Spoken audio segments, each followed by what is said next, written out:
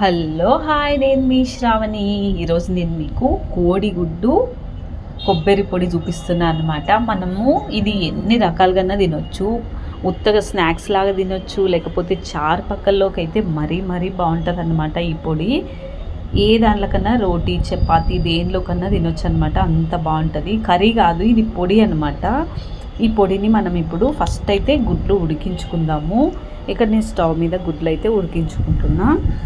అంతలోపు మనం ఇక్కడ మసాలా తయారు చేద్దాం. వెల్లుల్లి తీసుకున్న, చింతపండు, ధనియాలు, మిర్చి పౌడరు, ఉప్పు, పసుపు, జీలకర్ర అన్నమాట. ఫస్ట్ మనం వీటిని పౌడర్ చేసుకుందాము. ఓకే, ఇక్కడ పౌడర్ అయితే రెడీ అయిపోయింది. ఇప్పుడు ఇక్కడ నేను ఉల్లిగడ్డ కట్ చేసుకున్న, కొబ్బరి ఇట్లా తురుముకున్నాం అన్నమాట. వీటిని ఇందులో కలిపేసుకుందాము. మీకు ఒకవేళ తురుము మీద ఇష్టం లేకపోతే అందులోనే పేస్ట్ చేసుకోవచ్చు, కానీ ఇట్లా బాగుంటుంది అనమాట. ఈ పొడికి చాలా బాగా అనిపిస్తుంది. ఓకే, ఇప్పుడు వీటిని మొత్తాన్ని మనం కలిపేసుకుందాము.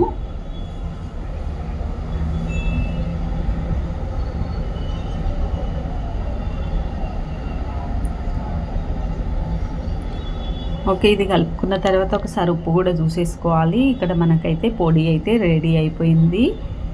ఓకే, మనకి ఈ పొడి దీంతోనే అన్నమాట ఇప్పుడు చేసేది.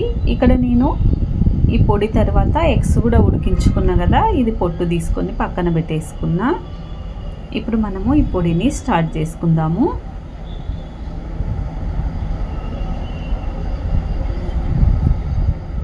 మనం కట్ చేసుకోవాలనుకుంటే కట్ చేసుకోవచ్చు, నేను తర్వాత కట్ చేసుకుంటా. ఇప్పుడైతే ఆయిల్ వేసుకుందాం. ఆయిల్ వేసుకొని ఇందులో ఫస్ట్ మనం కొత్తిమీరని వేసుకుందాం.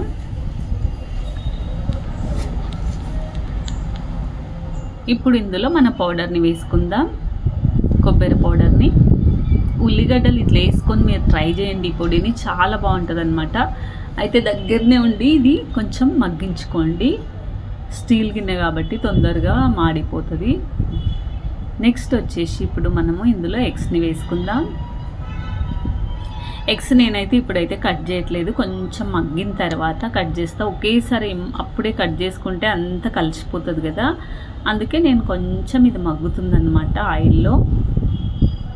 ఇప్పుడు కట్ చేస్తున్నా పీసులుగా. మీరు ఇంకా చిన్న ముక్కలుగా కట్ చేసుకోవాలనుకుంటే కట్ చేసుకోండి, కానీ ఇట్లా కూడా ట్రై చేయండి, బాగుంటుంది.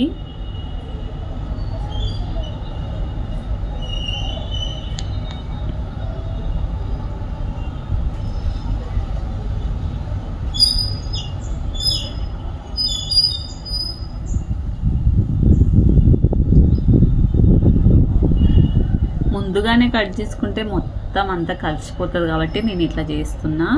ఇప్పుడు మనం కొంచెం నిదానంగా కలుపుకోవచ్చు అన్నమాట. ఓకే, ఇప్పుడైతే ఇది కొంచెం మళ్ళీ కలుపుకొని మెల్లిగా మగ్గించుకుందాం. ఇప్పుడు దీనిపైన కొత్తిమీర చల్లుకున్నా నేను. ఇప్పుడు ఒకసారి తిప్పుకొని చిన్న మంట పైన రెడీ. ఇప్పుడు మనకి టేస్టీ అయిన ఎగ్ కొబ్బరి పొడి రెడీ. ఈ ఎగ్ కోడిగుడ్డు కొబ్బరి పొడిని మీరు కూడా తప్పకుండా ట్రై చేయండి. అసలు నిజంగా చెప్తున్నా, పప్పుచారు చేసుకున్నప్పుడు ఈ పొడి చేసుకోండి, చాలా బాగుంటుంది. పప్పుచారు అయినా సరే, టమాటా చారు అయినా సరే, ఇంకోటి చపాతీ, రోటీ.